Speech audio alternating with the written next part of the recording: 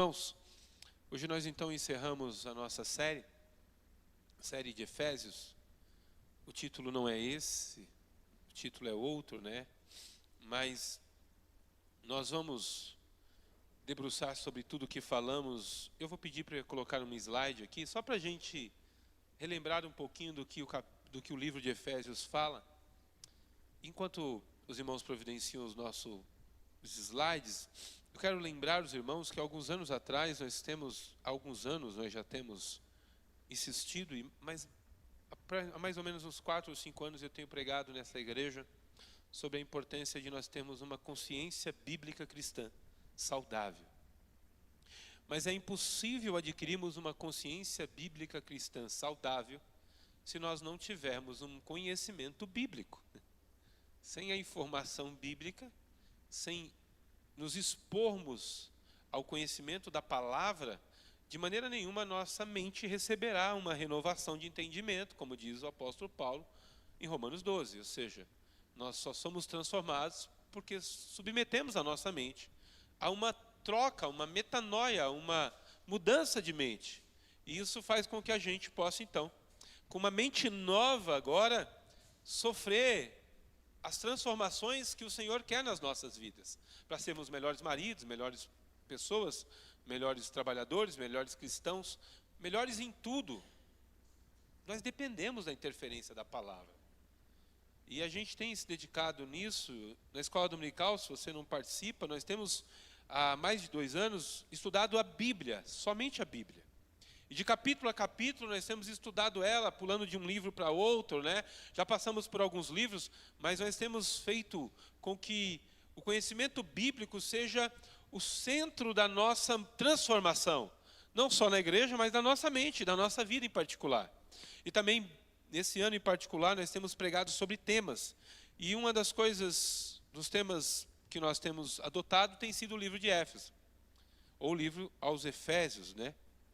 E é importante a gente dar lugar às informações, porque elas nos serão úteis. E o conhecimento nos ajudará a compreender melhor o que a carta quer trazer aos nossos corações. Então eu vou tentar resumir aqui de maneira pontual o que esse livro nos fala, né? Então eu vou tentar pincelar aí com a ajuda dos slides alguns capítulos. Eu vou pedir para colocar, não sei se está fácil. Se conseguem. É que a nossa comunicação ali. Eu vou abrir aqui os meus slides. Tá fácil? Tá aí já? Tá bom. Isso. Elas estão dizendo que tá aí, é que eu estava tentando olhar para lá. Isso. Irmãos, eu vou só abrir aqui o meu, porque senão eu não consigo ver. Tá? Ali eu não estou conseguindo enxergar ali, ó. Não sei se é meu óculos, se é minha. Deixa eu abrir aqui no meu celular. Isso. A estrutura básica de Efésios, irmãos, ela é muito simples. A estrutura de Efésios, ela faz o seguinte, ó. Do capítulo 1 até o capítulo 3, ele vai tratar doutrinas de quem somos em Cristo. Essa é uma coisa muito simples, né? Depois, do 4 ao 6, ele vai tratar a prática de como viver em Cristo. Essa é uma coisa interessante que a gente precisa saber. Isso não está ali no slide, mas é porque a gente precisa saber como é que o livro está dividido. Então, do 1 ao 3, você vai conhecer as doutrinas de quem somos em Cristo. E do 4 ao 6, a prática de como viver em Cristo. Isso é importante, porque o livro se divide assim, com essas duas estruturas. Depois a gente vai chegar em Efésios 1. Efésios 1, para os irmãos verem como é simples, nós vamos tratar sobre o louvor pela salvação em Cristo. A gente vai ver que nós somos chamados e eleitos, e ele elege a igreja antes da fundação do mundo, ou seja, a salvação da igreja, ela não é um pensamento de última hora. A morte de Cristo não foi aquela virada de filme, sabe? De que o herói dá o último golpe no último momento, sabe? E consegue vencer a história. Não. A gente precisa saber que a morte de Cristo e a sua ideia de salvar a igreja já era uma obra antes da fundação do mundo. Deus já tinha pensado nisso. E a gente percebe isso em Efésios 1. A adoção de filhos, por exemplo, é uma coisa muito clara ali. A gente percebe que nós fomos feitos filhos de Deus. Conforme a Bíblia diz em João, né, Ele nos fez filho dele. Todo aquele que reconhece que Jesus é Senhor, este é feito filho de Deus. Essa é uma das coisas interessantes que Efésios 1 nos mostra. Efésios 1 nos mostra, por exemplo, que depois de ter sido feito filhos, ele vai nos sela. A gente falou de selo hoje, né, no capítulo 5 de Apocalipse, né, o livro selado com 7 selos. Mas nós não temos aquele selo, nós temos um selo diferente. Nós somos selados pelo penhor do Espírito, ou seja, uma vez que nós somos salvos, nós fomos selados pelo penhor do Espírito. E aí ele termina com uma oração pela igreja. O capítulo 1 ele se resume nisso. Quando eu preguei, eu acho que eu fui bem sucinto, foi dessas coisas que eu falei. O 2, a gente vai ver que ele ressalta bastante o fato de que nós estávamos imortos em nossos pecados antes da fundação do mundo. Ou seja, ele vai nos mostrar que nós estávamos mortos em nossos delitos e pecados. Então ele vai nos mostrar que agora nós estamos vivos, mas nós só estamos vivos porque nós estamos vivos em Cristo Jesus. Não há vida em Cristo, fora de Cristo Jesus. Isso é uma coisa importante que Efésios 2 vai nos ressaltar. Se nós acharmos que a vida fora de Cristo, ela é uma ignorância bíblica. Ela é uma ignorância de existência. Nós não estamos dizendo que as criaturas que nós encontramos no mundo, as pessoas com quem nós trabalhamos, elas não estão vivas. Nós estamos dizendo que assim, o pecado ele trouxe a morte sobre os homens. Então, agora os homens vivem em pecado e eles estavam mortos em seus pecados e delitos. Mas uma vez que nós conhecemos a Cristo, nós somos vivificados. E isso é uma bênção. Que é uma obra que não é feita por mim nem por você. É Cristo quem faz essa obra em nós. Então, ele vai nos mostrar que isso não depende de nós, que a salvação é pela graça, mas que é mediante a fé. Ora, sem fé, é impossível agradar a Deus. Então, uma vez que você não crer em Jesus, é impossível você acreditar que você vai ser salvo. Uma vez que você não consegue confiar que Jesus é o autor da sua salvação, e não você, por suas obras, ou por seus atos, ou por seus méritos, ou porque você não bebe, não fuma, porque você vai para a igreja, você é salvo. Se você acreditar nisso, você não é salvo. A salvação é uma obra da graça, e ela é mediante a fé. E que, uma vez que nós fomos salvos, nós fomos criados em Cristo Jesus. Uma vez que você nasceu de novo das águas e do Espírito, você foi criado para uma obra. Que obra é essa? As boas obras, todas elas. Pregar o Evangelho, se opor ao pecado, anunciar a graça, correr o risco necessário for de até morrer pela pregação do Evangelho. E isso são boas obras. Depois ele vai falar da unidade, né, dos judeus e dos gentios, que ele derrubou o muro de separação, ele fez um só povo, uma só igreja. Nós falávamos ontem lá na Igreja Libertador de Israel, da pastora Arlete, de que o que nos fez verdadeiramente judeus não é o fato, e o que nos faz verdadeiramente judeus, não é o fato de nascermos de Abraão. Porque agora os que são nascidos de Abraão nem os são verdadeiramente judeus. Porque os verdadeiros judeus somos nós, que não temos a circuncisão da carne, mas que temos a circuncisão do Espírito, que é feito pela palavra. Então nós não precisamos brigar se somos judeus verdadeiros ou falsos. Nós temos convicção disso, de que nós somos verdadeiramente judeus, porque agora nós fomos circuncidados no Espírito, pela palavra. E isso é uma grande bênção. Então eu não tenho que ter inveja de nenhum barbudinho que usa um quipá na cabeça. Mas eu tenho o privilégio de ter agora a circuncisão de Cristo. Isso é uma coisa maravilhosa. No capítulo 3, é importante a gente ressaltar que o capítulo 3 fala um pouco do ministério de Paulo. Nós falamos disso. Ele vai falar do ministério de Paulo aos gentios, de como Paulo foi levado às prisões por pregar aos gentios, né? E que motivo da pregação de Paulo é o que o fez ficar preso em Roma e agora está escrevendo essa carta, né? Isso é importante. O mistério revelado de Paulo e em Cristo Jesus, a gente falou disso também. Que o grande mistério revelado é que Deus nos fez agora co-herdeiros de Cristo. O grande mistério revelado é que tanto o Velho quanto o Novo Testamento se resume em uma pessoa só, Cristo Jesus, esperança da glória. Ele é a pessoa e ele é o nome que por ele e por meio dele todos nós fomos salvos. E o que nos separava, que eram os costumes ou a herança consanguínea, agora já não separa mais. Porque Cristo se fez um por nós, salvando tanto judeus como gregos ou gentios, e agora ele é o nosso Senhor. E isso é maravilhoso. Ele vai fazer a oração de fortalecimento, né? E ele termina com a doxologia, ou seja, a glória de Deus, que faz menção ali no final do capítulo 3. O 4, né, é um capítulo muito interessante, porque ele fala da unidade do corpo, eu ministrei sobre ele. E ele é importante porque ele mostra para nós o quanto nós somos um.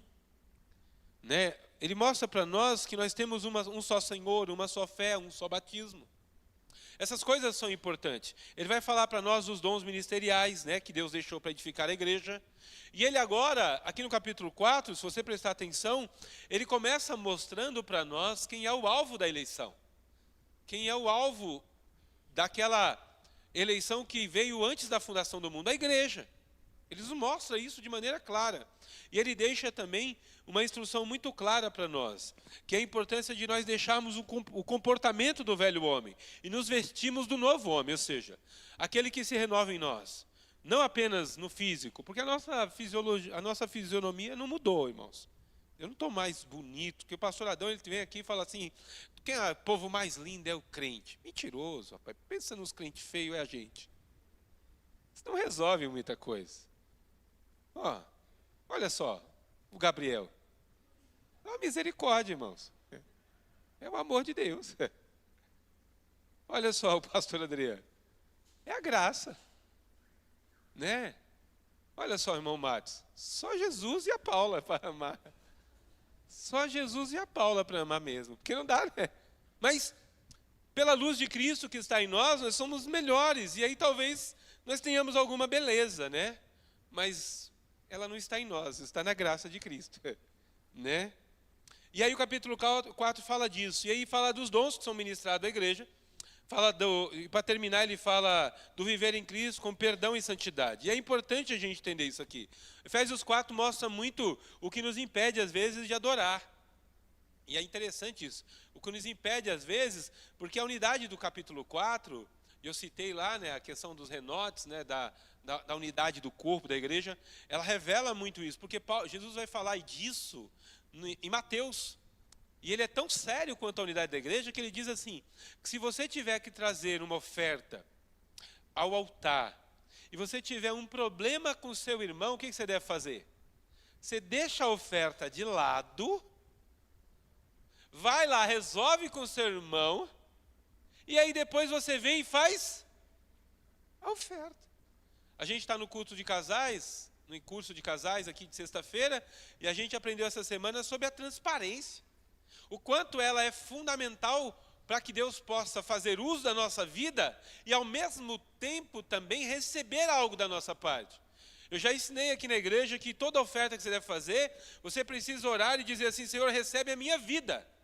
Porque, veja, irmão, você pode dar uma oferta aqui na igreja de $1 bilhão. Se Jesus não receber você, seu dinheiro não vale nada. Ah, pastor, mas não vai servir para construir? Vai servir para um monte de coisa. Mas para Deus receber? E para isso ele deixou aquele exemplo da viuvinha, vocês lembram ou não? Então nós precisamos tomar cuidado, o capítulo 4 é maravilhoso com isso, porque nós precisamos tomar cuidado, porque o nosso culto pode ser impedido de Deus ouvir, de Deus receber, a nossa oração pode ser travada, se nós não tivermos a humildade e o reconhecimento de nos mudarmos, ou de sofrermos a mudança de procurar o irmão, de dizer, me perdoa, estou chateado com você. Imagina, eu vou fazer algo na minha casa, vou fazer um churrasco. Coisa boa, não é um churrasco? Aí o Gabriel agora não vai mais na minha casa. Por quê? Porque eu falei que ele não é tão bonito que nem ele se acha. Já pensou? Magoadinho comigo. Tadinho dele. O problema dele, vai ficar sem comer a carne, mas ele vai ter que ir lá e conversar e dizer, pastor, estou chateado com você, aquele dia, nossa, eu jurava, tal. Não, irmãos, eu acho o Gabriel muito bonito, por sinal, só para arrumar aqui. Mas a gente precisa entender que essas coisas impedem a nossa oração. O capítulo 4 fala disso, irmãos, é maravilhoso. Então ele vai nos ensinar duas coisas que eu falo sempre, que é a receita bíblica: viver em amor, perdão e santidade. Quando eu erro com a sol, a única solução que o Evangelho me dá é me arrepender e pedir perdão. Não tem outra coisa. Ah, não, eu acho que eu vou... Não, irmão, é se arrepender e pedir perdão. E primeiro vem o arrepender. Se você quiser aprender sobre arrependimento, eu te faço um convite. Venha aos cultos de terça. Pastor Ricardo tem ministrado palavras maravilhosas sobre arrependimento. Deus tem colocado sobre o coração dele uma mensagem maravilhosa. Nós temos sido ministrados com muita graça. Deus tem tratado conosco nos cultos de terça sobre arrependimento. E se você não sabe o que é isso, venha aprender com o pastor Ricardo. Ele tem ensinado com graça e unção. Nós temos sido abençoados por isso. E você precisa se arrepender e pedir perdão. O nosso erro muitas vezes é que a gente pede perdão sem arrependimento. Aí eu não sento mais do lado daquela pessoa. Mas eu já me resolvi com ela. Resolveu nada, toma vergonha na cara. Isso aí é perdão sem arrependimento, é desculpa esfarrapada de crente. Para dizer que não tem nada no coração, mas está cheio de mágoa. Vou sair daqui, senão daqui a pouco a chicotada fica pior, né? Capítulo 5. O Vitor ministrou muito bem sobre nós imitarmos a Deus como filhos amados. E a nossa imitação, o maior exemplo para ser imitado é Jesus Cristo. Foi muito interessante a mensagem que o Vitor falou. E uma das coisas que o Vitor falou e que eu gostei muito é que achar que imitar a Deus, não é essa a frase dele, mas achar que você imita a Deus é vir à igreja e levar a vida como quer, do jeito que quer, fazer o que quer. Irmãos, sai disso. Imitar a Deus é, como disse o apóstolo Paulo, é esmurrar a própria carne, é bater na própria vontade, é lutar contra si mesmo, para poder agradar aquele que nos salvou. Essa é a necessidade. E andar em amor e na luz e sabedoria, que o Vitor falou disso também, é uma vida de transparência, uma vida de temor ao Senhor. E ser cheio do Espírito Santo, e eu gosto dessa frase, foi até o corte da pregação do Vitor, é um corte interessante porque achar que dá para vir para a igreja para ser cheio do Espírito Santo é uma busca de alguém que está sempre com o copo vazio. Dizendo, Deus, enche aqui. Porque eu não quero encher na semana, aí eu venho aqui que o pastor Adriano enche para mim, porque ele deve ter bastante, né? Mas a gente não lembra da passagem de João 4. Quando Jesus diz para aquela mulher samaritana que aquele que bebe da água dele, ele não faz dele um copo cheio, faz dele uma fonte. Então não era para você vir cheio, era para você vir gerando água aqui dentro, gerando água espiritual, gerando vida para dividir vida. O culto do cristão é vidas, transformando vidas, gerando vidas, transbordando vidas. Porque veja, não éramos nós que deveríamos estar interessados em vir ao culto, buscando uma palavra para ver se Deus fala conosco. Essa palavra, normalmente, ela é destinada ao incrédulo, porque é isso que o apóstolo Paulo fala em 1 Coríntios. O que ele diz lá? Ele diz assim, porque se entrar um idólatra, um infiel, e houver a profecia, o segredo do seu coração será manifesto, e ele sairá de lá dizendo, verdadeiramente Deus está nesse lugar. Ou seja, a palavra da profecia, ela não é para o cristão, ela é para o indulto infiel que se entrar na igreja com o coração duvidando, ela vai sair daqui dizendo, não, mas não pode, parece que o pastor conhece a minha vida. Eu fui pregar em Tatuí semana passada, fizemos um culto de jovens, e ao terminar o culto, um jovem encontrou do meu lado e falou assim, pastor, fala para mim, o pastor Marcelo contou a minha vida para você, não foi não? Eu falei, o pastor Marcelo não me contou nada, mas Jesus sabe de tudo. Ele falou, não, pastor, não é possível, você falou coisa ali que eu falei para o pastor Marcelo, e tem coisas que eu nem falei para o pastor Marcelo e você falou.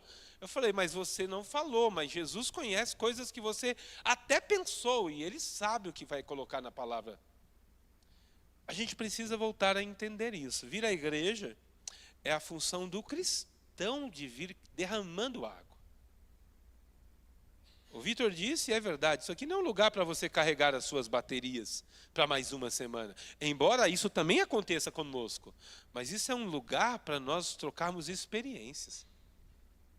para nós aprendermos mais e mais com a fé dos nossos irmãos. E aí hoje, a gente vai terminar com o capítulo 6. E o capítulo 6 fala sobre a instrução para os filhos, que o intrometido do Vitor já falou, né? Dos pais, dos servos. Ele vai falar da armadura de Deus, da batalha espiritual. Ele vai falar da importância da oração constante e ele vai fazer as saudações finais. Mas para terminar aqui, o contexto final, Efésios vai nos falar o seguinte, ó. Do 1 ao 3, Efésios mostra quem somos em Cristo. Do 4 ao 6, como devemos viver em Cristo. E ele termina com uma coisa importante, que a doutrina e as práticas unidas em uma vida cheia do Espírito Santo. Essa é a ideia de Efésios. Que a doutrina e a prática se revelem numa vida cheia do Espírito Santo. Mas tendo dito isso, tendo feito esse resumo das 6 pregações até aqui, 5 pregações, eu quero te convidar para nós abrirmos Efésios 6.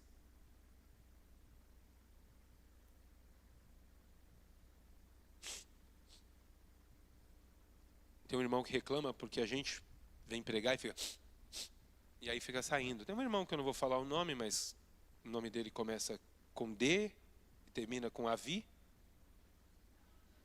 E ele diz aí, esse pessoal parece que quando vai pregar na sua igreja, eles estão sempre gripados, pega um pouco de sinusite e vai pregar. Não, eu estou gripado mesmo, irmão, eu estou gripado.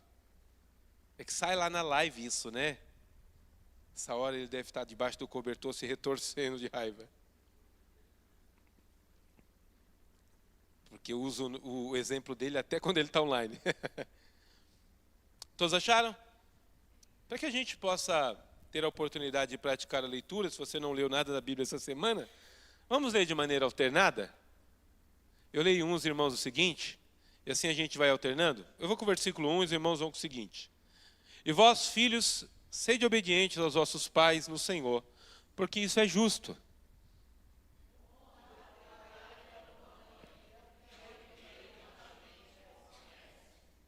Para que te vá bem e vivas muito tempo na terra.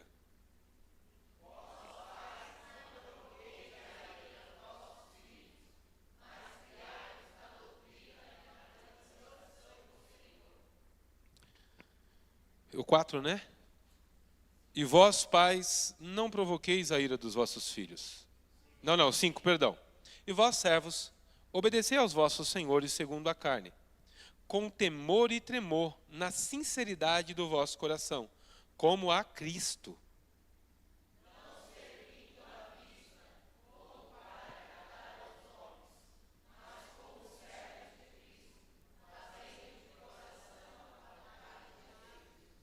Servindo de boa vontade, como ao Senhor, e não como aos homens.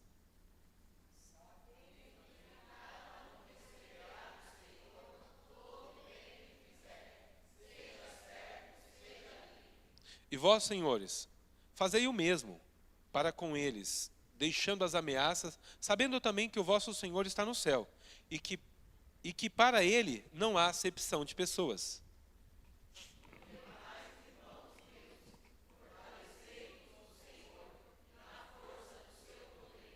Revesti-vos de toda a armadura de Deus, para que possais estar firmes contra as astutas ciladas do diabo.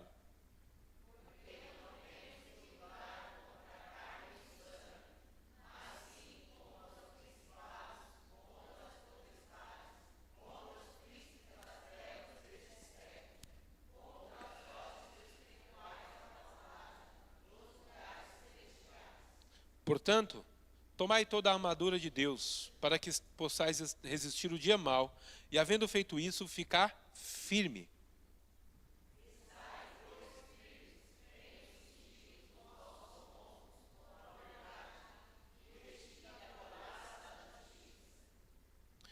E calçado os pés na preparação do evangelho da paz.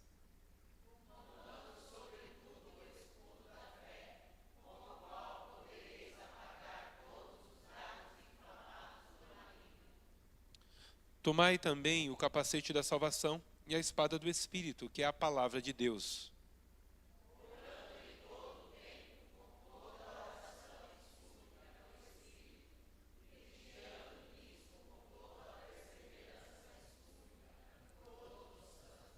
por mim, para que me seja dada no abrir da minha boca a palavra com confiança, para fazer notório o mistério do Evangelho.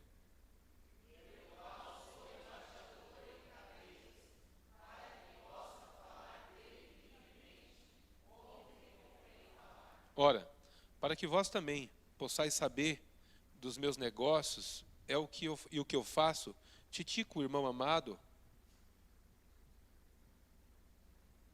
Tíquico, isso. Ó. Vocês estão com o tique? Tíquico, o irmão amado e fiel ministro do Senhor, vos informará. É que começou um eco, parecia uma lagoa, sabe quando o sapo fica... Pode continuar.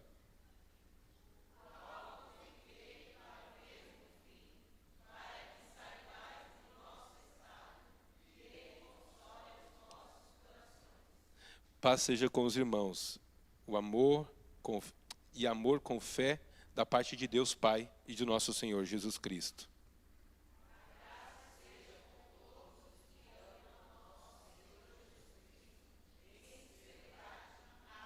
Amém. Glórias a Deus. Pai querido, obrigado por esse texto, obrigado por tudo que o Senhor nos revela nele, obrigado por aquilo que o Senhor pode nos mostrar e que nós não sabemos, obrigado por ter o teu servo, Deus, padecido, sofrido, mas escrito essas palavras para que hoje nós pudéssemos saber, Pai, aquilo que o Senhor tem para as nossas vidas. Abençoa, Pai, cada coração, cada pessoa aqui dentro, cada ouvido, cada mente, que nós possamos ser tocados, impactados, que nós possamos sair daqui aprendendo um pouco mais da Tua santa palavra, no nome de Jesus. Amém e amém. Irmãos, é bem simples o capítulo 6, apesar de ter para nós revelações inéditas assim no contexto da vida cristã. Mas a primeira parte, como disse o Vitor muito bem, o apóstolo Paulo ele faz uma recomendação e ele faz o contraponto entre a obrigação dos filhos em obedecer os pais, porque é mandamento com promessa, mas também ele faz uma advertência aos pais, para que eles sejam prudentes também, para que eles não provoquem os vossos filhos com coisas tolas, porque pai pode ser tolo também. Pai pode acabar provocando a ira dos filhos com tolice. E todos nós corremos esse risco. Então, a primeira parte, ele nos mostra a importância de nós sabermos lidar com isso. Pastor, mas o meu pai é um tolo, então eu não preciso obedecê-lo? Não. Isso não nos dá o direito. Se o seu pai ou sua mãe, muitas vezes, não tem sabedoria para te orientar, para te admoestar, para te corrigir, isso não te dá o direito de faltar com respeito com ele. Isso não te dá o direito de se opor a ele em pé de igualdade. Você não tem função de autoridade. Se você é filho, mora com seus pais, tem eles cuidado de você, com sustento ou não, ainda que muitas vezes, porque nós temos casas que os filhos acabam auxiliando de maneira financeira, e isso às vezes gera um pouco de arrogância no coração deles, achando que porque eles já começaram a trabalhar, a minha mãe falava que criou asas, né? Minha mãe fala que dá umas asinhas assim, sabe? Eles acham que já são dono do próprio nariz. E, às vezes, pai e mãe, você precisa mostrar que o nariz deles está à distância da sua mão. Mas precisa mostrar para eles. Mas, enfim, os filhos precisam saber disso. E a gente precisa entender que isso não dá o direito, tá? E nós pais, por mais que tenhamos de Deus e por termos gerado a autoridade sobre eles, não nos dá o direito de sermos tolos e acharmos que dá para ficar respondendo que porque sim é resposta e porque sim não é resposta. Porque eu quero não é resposta. Você já viu o pai que quando o filho debate muito, vai, cala a boca, é porque eu quero e porque sim, acabou. Isso é sinal de uma grande tolice, é quando o filho já não tem mais argumento. Quando o pai já não tem mais argumento, e aí ele acha que ele pode fazer uso de ferramentas de autoridade, e aí pronto. Cuidado, porque isso não é bom para nós, precisamos de sabedoria, né? Precisamos sim fazer uso da nossa autoridade, mas com sabedoria. Mas enfim, essa primeira parte ele trata disso. A segunda parte do capítulo 6, se vocês prestarem atenção do 5 até o 6, ele vai falar do nosso serviço, de como nós devemos trabalhar. Trabalhar com zelo, com esmero, com cuidado, com disciplina, com ordem, com profissionalismo e com amor. Por que isso? Porque nós devemos trabalhar pensando assim, nossa, aquele meu patrão sem vergonha é um picareta, eu vou fazer uma enrolada aqui, eu vou dar como é que eu vou matar uma hora aqui porque eu quero... Meus irmãos, isso a Bíblia não nos ensina, tá? Se você é do tipo que gosta de dar aquela mocegada no trabalho, vocês acham que eu não conheço a gíria? Irmãos, eu sou CLT também, vocês lembram disso? Não da igreja, até queria ser da igreja, mas não da igreja. Eu sou CLT de trabalho, eu preciso trabalhar, pagar minhas contas. Mas se você gosta de dar aquela enrolada, você precisa saber que você deveria trabalhar para o seu patrão como para o Senhor. Aí eu fico preocupado, porque tem uns irmãos que trabalham para o Senhor pior do que para o patrão. E aí eu fico preocupado. Mas veja, nós devemos trabalhar com zelo, com respeito, amando. Não o que fazemos, mas por que estamos fazendo? Para levar sustento para o nosso lar, para poder ajudar a nossa família. E também, lembrando que nossa função não é trabalhar só por comer, irmãos. Lembra que nós somos colocados nos ambientes de trabalho para vivermos para a glória de Deus. Ou seja, o nosso trabalho manual, pintar, limpar, plantar, fazer pão, que mais? Arrumar caminhão, né, Tony? Arrumar carro, sei lá, gerenciar um mercado, como a gente tem pessoas. Tudo isso deve ser feito para que Cristo seja glorificado. Eu não quero ser o melhor funcionário da minha empresa. Irmãos, nós não estamos concorrendo para o nosso nome estar no mural de melhor funcionário. Nós estamos servindo com decência e honestidade para que Deus não seja envergonhado na nossa vida. Essa é a função. E se você é patrão, essa parte trata disso também. Que você também não deve tratar, e se você trabalha com alguém aqui da igreja que é patrão, que tem empresa, se ele faz isso com você e for dessa igreja, ele tem que se converter. Porque ele deve tratar você não como se ele fosse superior a você. Ele deve lembrar que está escrito aqui, lembra?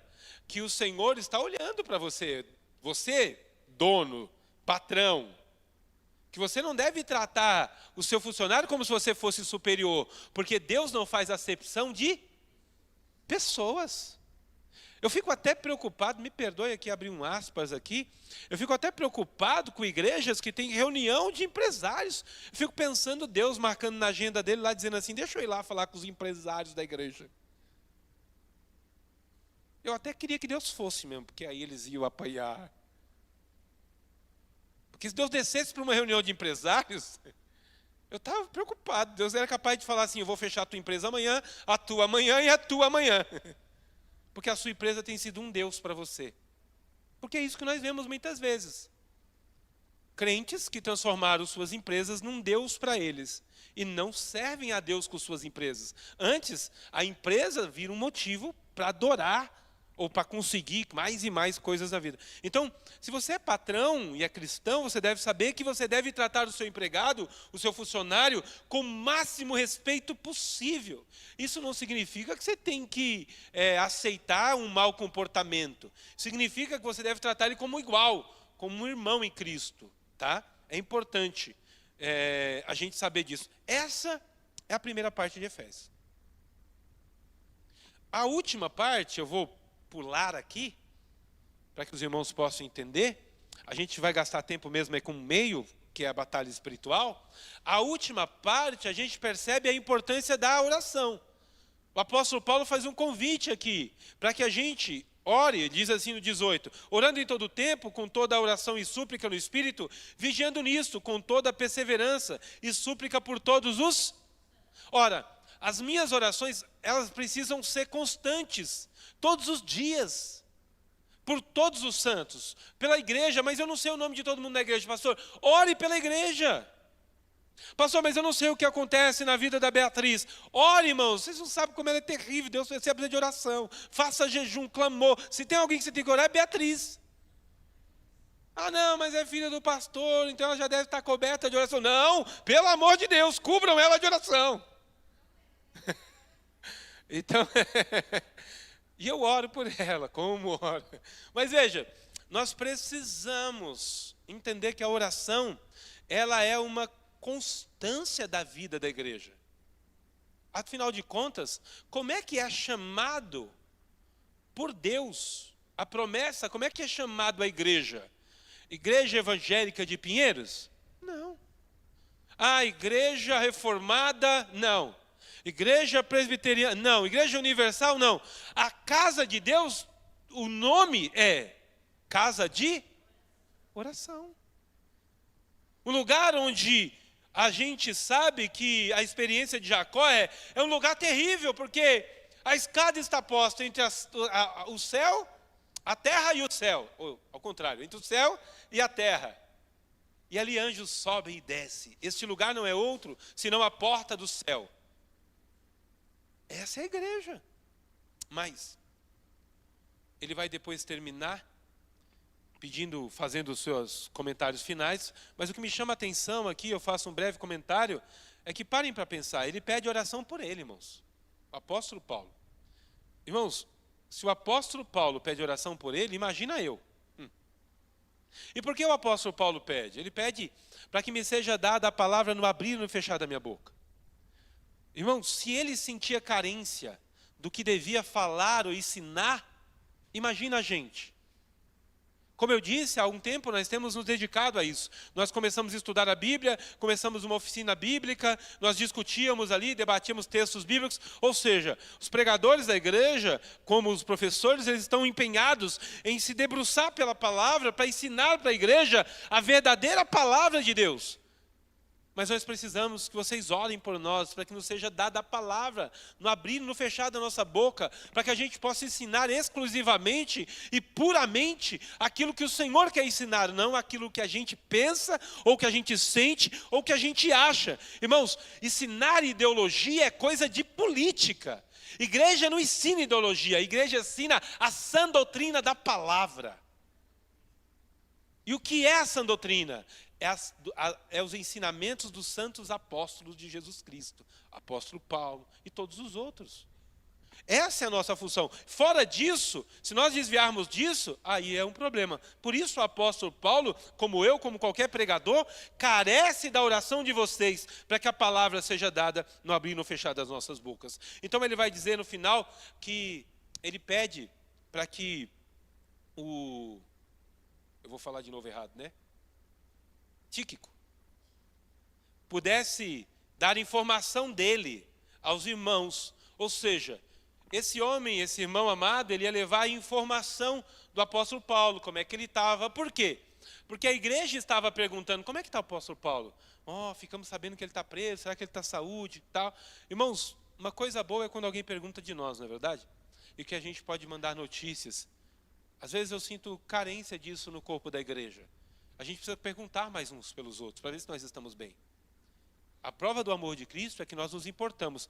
Paulo deixa uma carta escrita e leva notícias. Irmão, leva notícias minhas. A gente precisa perguntar, como é que está fulano de tal? Se você não sabe, pergunta para mim, para saber como é que fulano está, se está bem. Se o Jardim está bem, pergunta para Maria.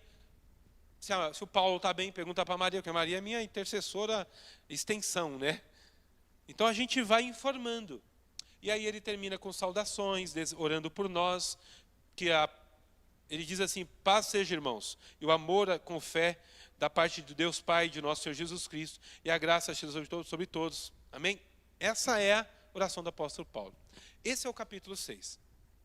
Mas aonde está o grande marco do capítulo 6? E aonde nos chama a atenção o capítulo 6? A armadura de Deus. Por que isso? Por que quando ele começa a falar da armadura de Deus, no capítulo 10, no versículo 10, ela para nós é um abrir de olhos?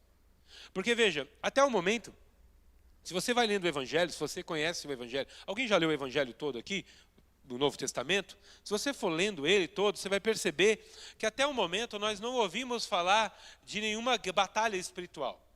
Isso na década de 80, 90... difundiu muito no meio da igreja batalha espiritual. As pessoas identificavam batalha, tinha um especialista, curso de batalha espiritual, e era um monte de coisa. Mas o que a gente percebeu aqui na Bíblia é que Paulo abre os nossos olhos. Paulo fala de uma batalha espiritual que não acontece como a gente imagina. Não é religião contra religião. Não é partido A contra partido B. Não é político que é do diabo e político que é de Deus. Não é essa batalha. Isso eu acho que é uma coisa que a gente precisa voltar a prestar atenção. A gente precisa prestar atenção no que Paulo nos revela. E aí, eu faço o seguinte comentário que eu fiz de outra vez que eu preguei esse texto. E essa frase não é minha, é do reverendo Hernandes Dias Lopes. Do berço ao sepulcro, nós estamos em guerra. Se tem uma coisa que nós precisamos saber, é que nós estamos em guerra. A vida não é um parquinho de diversão e você não está aqui para poder descer a descida da montanha-russa gritando, Não, não é. A vida é uma batalha. Mas ela não é apenas de você matar o seu leão a cada dia, porque nós temos gente que não consegue nem matar um leão. Nós temos uma geração que não mata nem leão mais, irmãos. Eles já estão encontrando com o leão no chá da tarde para fazer trancinha nele. Já fizeram amizade com o leão já. Nós temos uma consciência que Paulo desperta à igreja aqui no capítulo 6 de Efésios, é que existe uma batalha espiritual. E que ela não é travada entre nós, entre carne e carne. E que nós muitas vezes negligenciamos. Eu até pedi para colocar, vou pedir para colocar uma imagem aqui, e aí eu vou falar um pouquinho sobre ela. Põe aí, por favor, aquela foto da guerra. Cadê? 1, 2, apareceu aqui, não? Eu fico olhando para lá, para ver se aparece aqui, aparece lá. Afinal de contas, a gente investe. Isso, essas duas imagens aí. Volta a outra. Isso. Olha que interessante. Não foi eu que fiz. Eu pedi para minha filha inteligente fazer. É uma imagem estranha, não é não? Já imaginou uma guerra acontecendo e crianças brincando no meio delas? Já viram isso, não? Com certeza isso aqui é a inteligência artificial que montou, irmãos. Não existe isso. Você não vai ver uma guerra, destroços de uma guerra, essas crianças perderam suas casas, seus pais talvez tenham morrido no confronto, e eles estarão assim, brincando. Mostra a outra. Imagina uma cena dessa. Soldados trocando tiro, lado A, lado B brigando, e você encontrar crianças brincando. Assim, tipo, como se não tivesse acontecido nada. Já pensou nisso, não? Tá bem, obrigado. Eu quis que mostrasse essas imagens, e eu pedi para que criassem elas. Por quê? Porque às vezes é essa a sensação que eu tenho. E por que eu escolhi crianças? Porque a pressão que eu tenho é que nós estamos com dois comportamentos durante a guerra. O primeiro é negligência. E o que é negligência? É quando você tem consciência de que existe algo, mas você não está nem aí. E o segundo, que pode ser, e aí por isso eu escolhi crianças, pode ser uma certa inocência. Achando que não é bem assim não, sabe? E as coisas não é assim não. Não tem esse negócio do diabo odiar minha família. Do diabo lutar contra a minha casa. Do diabo não gostar do meu casamento. Do diabo não gostar do meu trabalho, de mim. Do diabo. Não, eu acho que não. E aí eu penso que quem pensa assim, ele tem uma pseudo-inocência. Ele acha que, sei lá, ele deve estar sentado na motoquinha do Bob, do mundo de Bob. Isso é coisa de velho. Né? Isso é desenho da minha época. Ninguém nem sabe o que é isso, o mundo de Bob. Mas eu penso que tem gente que acha que dá para ficar assim. Uma guerra acontecendo e como crianças, assim, pensando só no, tipo, qual será a cor do meu novo carro? A minha unha que quebrou. Qual será o vestido que eu vou na festa de 15 anos da minha amiga? E parece que a vida se resume nisso. E por causa disso, pasmem, nós temos jovens que têm problemas de ansiedade. Ansiedade com isso. Sabe, mas não estou falando de ansiedade do tipo de ficar sem dormir só não. Nós temos pessoas que têm crises de ansiedade. De o coração parecer que vai sair do corpo. De passar mal, de pai e mãe ter que correr para levar para o médico. por problemas desse tipo. Talvez não seja o seu caso, não seja o caso de ninguém aqui, mas nós temos situações desse tipo. E eu não estou menosprezando o problema da ansiedade das pessoas, eu só estou dizendo como nós podemos estar sofrendo coisas mediante a um problema pequeno, mediante a uma guerra. Imagina uma cena como essa, que eu mostrei aqui de crianças brincando no meio de uma guerra, crianças preocupadas com uma boneca que sumiu. E aí o repórter perguntando assim, mas cadê seu pai? Sua mãe é meu pai e minha mãe eu não sei, eu queria saber cadê minha boneca. Já parou para pensar num negócio desse? Num cenário de guerra desse? Pois bem, o que o apóstolo Paulo nos revela é que nós estamos em meio a uma guerra. E essa guerra não é de brincadeira. Como é que você sabe, pastor Adriano? Ora, ele vai propor para nós que nós tomemos posse de uma armadura. Se fosse na nossa geração, é como se ele estivesse dizendo para nós no nosso trabalho, para você entrar em determinados setores, você precisa fazer uso de determinados EPIs. Para você entrar, por exemplo, numa cabine primária, de alta tensão, quem é eletricista aqui sabe, não dá para entrar sem um equipamento adequado. Pessoas morrem por entrar em lugares errados.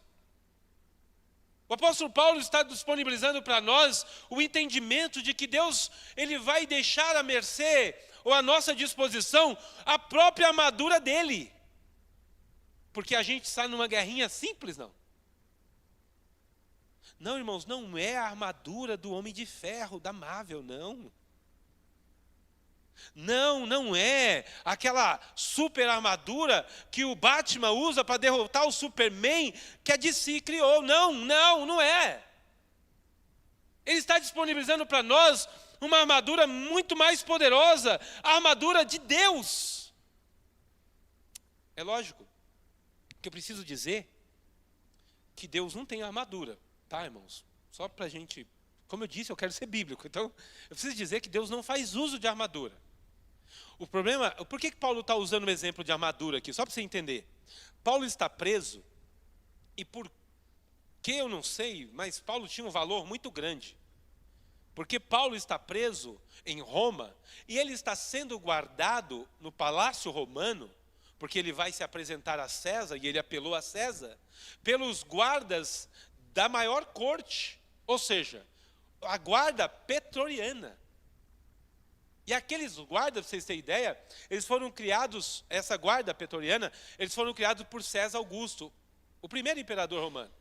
E ele criou isso ainda no período intertestamentário, aqui nas páginas que você não tem nada escrito, ele criou ali em meados do primeiro século antes de Cristo. E aí, você vai ver que Paulo está guardado por guardas especiais. Se você não sabe quem eram eles eram um número de pessoas, é como se fosse a tropa de elite, sabe? Do Império Romano. E eles usavam armaduras especiais. Paulo, então, olhando para a armadura desses guardas, ele faz como se fosse... O que é que o pastor Adão gosta de fazer? Um acróstico, né, que ele faz? O pastor Adão gosta de fazer isso, né? Ele meio que pega as peças da armadura dos guardas e começa a descrever nas virtudes e nas disposições espirituais que Deus deixou para nós na Bíblia. E ele faz essa comparação. Não necessariamente Deus tem uma armadura, mas Paulo, pegando aquele contexto, ele faz daquele contexto da armadura dos romanos, ou seja, uma armadura que tinha um capacete, uma armadura que tinha um escudo, uma armadura que tinha sandália, uma armadura que tinha um cinturão, uma armadura que tinha uma couraça que cobria o peito, né?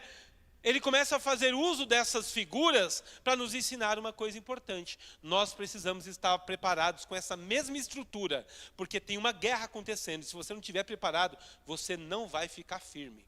Veja que a palavra firme ela é repetida várias vezes aqui no capítulo 6. E Paulo não diz de maneira sugestiva, como disse bem o Vitor também na pregação dele, Paulo diz de maneira imperativa. Tomai a armadura, para que você possa suportar nos dias maus. Há muita coisa a ser dito sobre as armaduras, mas eu tenho certeza que você já ouviu muitas pregações. E não quero perder tempo, não é perder tempo, me desculpe, talvez alguém que ainda não ouviu pudesse dizer assim, poxa, pastor Adriano, eu até queria ouvir para entender o que são essas partes e tal. Mas veja, eu não vou me ater a isso hoje. Mas eu quero ater você e me ater ao fato de que nós estamos numa guerra espiritual. E que o fato de nós termos à nossa disposição, toda essa estrutura, a gente precisa compreender isso. E o que a gente precisa saber sobre essa batalha espiritual? A primeira coisa que é fundamental, e aí a gente precisa ficar com o texto. Ele diz assim, porque não temos, versículo 12. Eu vou ler o versículo 1. Revestidos de toda a armadura de Deus, para que possais estar firmes contra as astutas ciladas do diabo. Ou seja, existem astutas ciladas do diabo. Não dá para desprezar isso. E o que é uma cilada? Você precisa saber o que é uma cilada. O que é uma cilada? Uma cilada é uma coisa que eu preparo para o meu inimigo em secreto. Eu quero, por exemplo, derrubar alguém. O que eu faço? Eu faço uma coisa em secreto, porque se eu faço declarado, não é cilada. Então eu preciso saber que Paulo nos revela aqui que o diabo, o nosso adversário, o inimigo das nossas almas, que é o único que nós temos, ele tem ciladas contra nós. Armadilhas. O escritor do salmista vai dizer que o Senhor nos livrou do laço do passarinheiro. Ou seja, quem aqui já capturou passarinho na roça, fez arapuca para ele, né? E o que era arapuca? Eu não sei se a do pastor Adão é assim, porque ele é carpinteiro, a dele deve ser melhor. Arapuca era um cestozinho que você colocava, uma madeirinha que você colocava, um pouquinho de comida que você colocava, comida que você sabia que o passarinho vinha comer. Aí quando o passarinho ia lá comer, você puxava o pauzinho e ficava preso. Ou a ratoeira que a gente faz, não em casa, coloca a comida que sabe que o rato come, coloca ali, aí... Ora, você já percebeu que toda cilada, então, ela envolve algo que você gosta? Então você precisa saber sobre batalha espiritual, que ela não é sobre coisas que você não gosta. Batalha espiritual não é você sair discutindo sobre coisas que você não gosta. É sobre coisas que você... O diabo não fará ciladas para nós com aquilo que não possa gerar tentação na gente. O diabo fará ciladas para nós com coisas que podem gerar tentação. Ele vai colocar você numa festa com coisas que são tentação para você. Eu separei umas frases aqui, eu não sei se vou conseguir ler todas, que eu peguei, anotei do livro O Diabo e Seu Aprendiz, do C.S. Lewis, e pretendo ler, mas mais para frente eu falo sobre elas. Sei que meu tempo não vai me permitir muito, mas... Uma das coisas que a gente precisa saber é que as nossas ciladas, elas não são ruins, elas são boas. E aí o apóstolo Paulo vai dizer assim, então, e o versículo 12 agora. Porque não temos que lutar contra a carne e o sangue, mas sim, contra os principados, contra as potestades, contra os príncipes das trevas deste século, contra as hostes espirituais da maldade, nos lugares celestiais. Aí eu te pergunto, você é celestial? Veja então que a batalha que nós temos que traçar, ela nem é aqui. Então ela não é contra a pessoa que você enxerga, ela não é a sangue. Ela não é contra o político que você não gosta, como muita gente acha. Ela não é. A batalha, ela acontece no mundo espiritual, por isso é batalha espiritual. E ela precisa ser de maneira coerente. E ela vai trazer sobre nós, olha só, irmãos, ela vai trazer sobre nós uma realidade de perspectiva diferente. Porque é muito bonito cantar o hino da Ana Paula Valadão, que diz que não Não, como é que é a expressão do hino? Meu Deus do céu, me ajuda aí, Paulo, é o hino eu sou péssimo com música. O pastor que gosta de hino e usar hino na pregação é o pastor Adão e o pastor Ricardo. Ai. Não tenho tempo para perder com ressentimentos. Lembrei. Não tenho tempo para perder com ressentimentos. A gente canta, mas não é a verdade. Porque por ressentimento a gente não fala mais. Por ressentimento a gente não convida mais. Por ressentimento a gente divide mágoa. Às vezes até faz, como é que minha mãe dizia? Colunho, né? De junta pessoas para falar mal dos outros ainda. E aí a gente faz um monte de coisas. Mas a gente não percebe que essas coisas são tolice. Porque o nosso verdadeiro inimigo, enquanto nós estamos fazendo isso, ele está rindo da nossa cara. Porque nós estamos abrindo mão de uma verdadeira batalha para brigar por coisas desta terra, desta vida.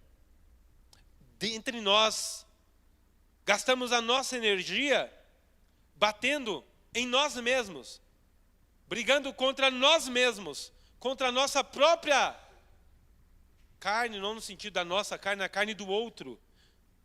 Quando na verdade nós deveríamos estar orando, jejuando e clamando ao Senhor para que as portas do inferno, para que as hostes da maldade, para que os poderes das trevas pudessem perder força em nosso meio. Essa é a nossa batalha. A gente deveria estar orando, levantando de madrugada, para que o diabo não pudesse ter autoridade no nosso casamento. A gente deveria estar fazendo jejum e orando de madrugada para que os nossos filhos não se perdessem nesse mundo, para que eles amassem mais a palavra do que o artista que eles amam no mundo. Nós deveríamos estar orando para que os nossos filhos amassem vir à igreja para ouvir a pregação, mais do que eles anseiam assistir cantores que eles têm como seguidores fiéis, ou até mesmo, como é que eu posso dizer a palavra, hoje em dia influencers que eles seguem nas redes sociais. Irmãos, nós precisamos orar para que Deus possa converter corações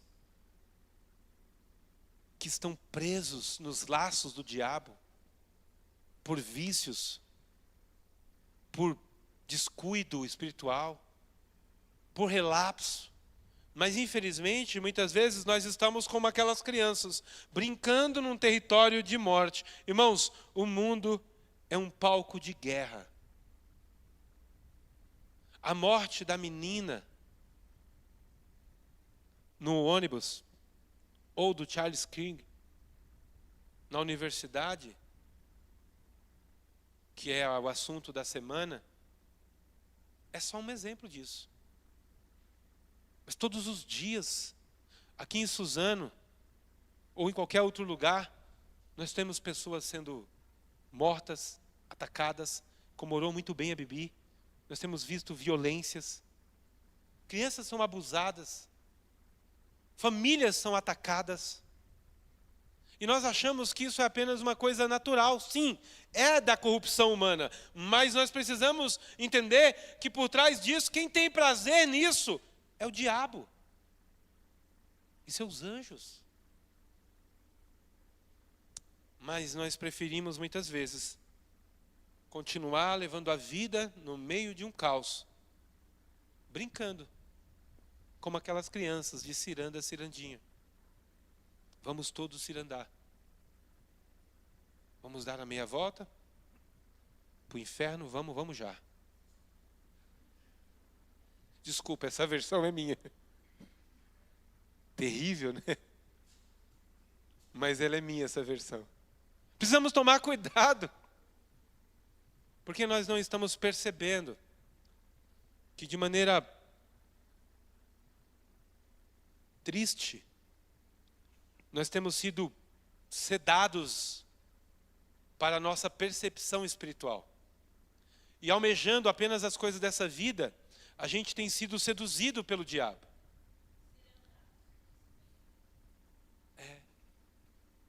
E não percebemos, às vezes, que mesmo nós cristãos damos lugar ao diabo na nossa carnalidade. E para terminar, eu vou ler uns trechos do livro do C.S. Lewis.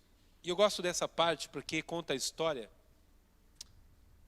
de um cristão que ele via, aqui no caso é o mal danado que via, ele diz assim: certifique que elas sejam sempre muito espirituais e que ele sempre procure com o estado da alma, e que ele sempre se preocupe mais com o estado da alma da mãe dele e nunca com o reumatismo dela.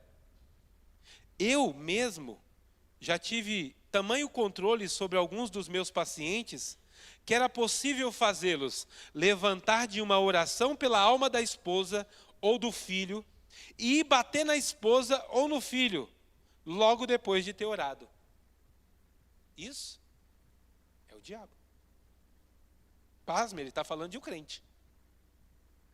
Outra frase que eu gosto, que eu anotei: a prosperidade liga o homem ao mundo e ele sente que está encontrando o seu lugar no mundo, enquanto a verdade é que o mundo é que está encontrando lugar nele. Mas o conselho do mal danado é: vamos mantê-lo ocupado com a vida profissional dele.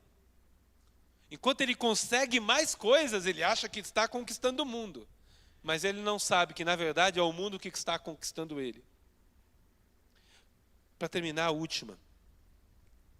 Ele diz assim, e essa é muito boa por conta do nosso contexto político: todos os extremos devem ser encorajados, assim que tornemos-nos o mundo um fim e a fé um meio.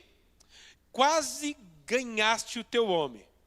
Faz muito pouca diferença que o tipo de objetivo mundano que ele estiver buscando, seja qualquer que seja, esteja envolvido, seja coisas assim como encontros, panfletos, planos de ação, movimentos, causas, cruzadas, tenham mais importância que as orações, que os cultos e o amor sincero e a caridade. Quanto mais ele fizer isso, quanto mais religioso ele estiver, mais seguramente ele será nosso. Essa é a ideia do diabo. Eu posso dizer que o diabo gosta quando você toma bandeira de partido. Ou quando você começa a gastar mais energia com as coisas dessa vida e se deixa levar. Como se essas coisas fossem as coisas mais importantes para Deus. Irmãos, o que eu queria terminar, e eu preciso dizer isso, eu sei que meu tempo já passou, é que quando nós pensamos em batalha espiritual, e quando a Bíblia nos apresenta como ovelha, e apresenta o diabo como lobo, a gente imagina que nós somos ovelhas tipo Rambo. Ovelhas que vão apertar a faixa, vão pegar suas armas, vão lá e vão matar a alcateia. Vão atirar contra os lobos. Não é isso. A ideia de sermos ovelhas é que, ainda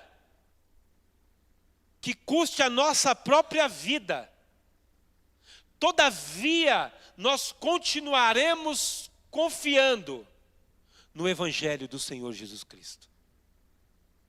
E o que é o Evangelho de Jesus Cristo? É pagar o mal com bem. É amar o que nos odeia. É perdoar aquele cara que fez coisas mal para mim ou para minha família, ainda que nos pareça impossível. Esse é o convite do Evangelho. Contava para minha esposa a história de Dona Felicidade e seus 7 filhos. Essa mulher cristã, uma mulher devota, extremamente fiel ao Evangelho, viúva, que viveu em meados de 177 depois de Cristo, a sua caridade e o seu comportamento cristão, ele era tão reverente, tão poderoso na sociedade, que os sacerdotes pagãos começaram a ter ódio dela. Porque o exemplo de fé dela e o comportamento de fé dela, mesmo sendo viúva e com 7 filhos, de 10 a 20 anos os seus filhos tinham, ela conseguia converter muitas pessoas ao Evangelho. E os sacerdotes pagãos, então, odiavam a vida dela. Fizeram denúncia dela a Marco Aurélio.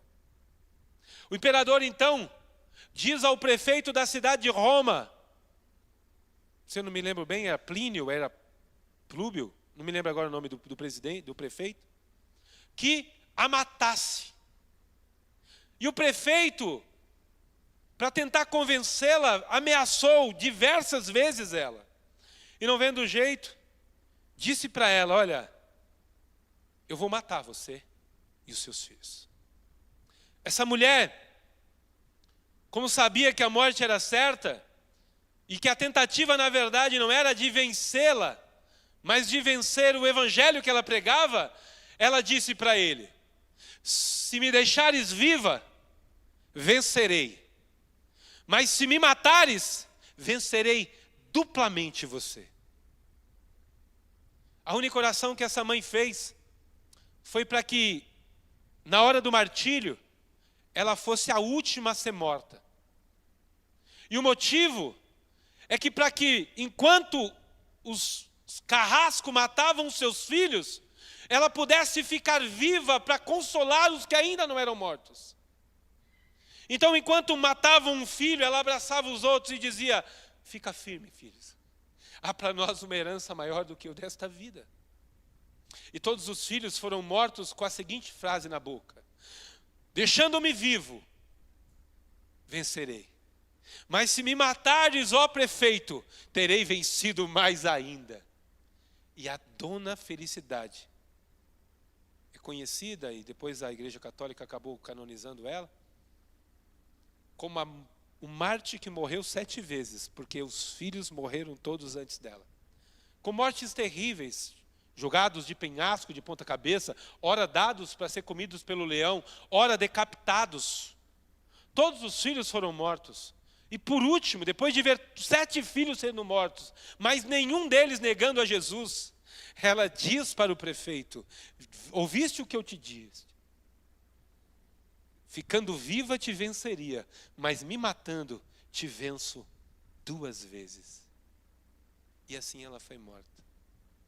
Não estou dizendo que a morte é bela, mas a história de Felicidade nos mostra que a vitória espiritual não está em ovelhas que matam o lobo, mas em ovelhas que, ainda que tenham o seu sangue derramado pelo lobo, ela é duplamente vitoriosa. E nisso, elas vencem as obras das trevas.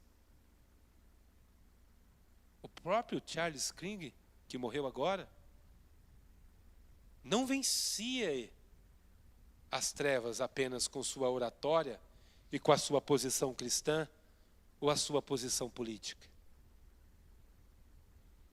Mas tendo sido morto injustamente e com muita maldade e até uma certa atrocidade, pelo seu exemplo, talvez nos ajudará a vencer as trevas. Irmãos, nós estamos em guerra. E a recomendação do apóstolo Paulo é que nós nos armemos do capacete da salvação, da couraça da justiça, dos calçados do evangelho, da espada da palavra. Porque fazendo isso, suportaremos os dias maus. E fazendo isso, teremos condição de, ainda que tenhamos o nosso sangue derramado, sermos triunfantes contra as potestades, contra as hostes da maldade, contra os principados nos lugares celestiais. Que Deus nos dê vitória. Que Deus nos faça vitorioso em todo e em qualquer momento, contra as obras do diabo, na minha, na sua, nas nossas vidas, nas nossas famílias. Que Deus possa ter falado ao seu coração. Amém?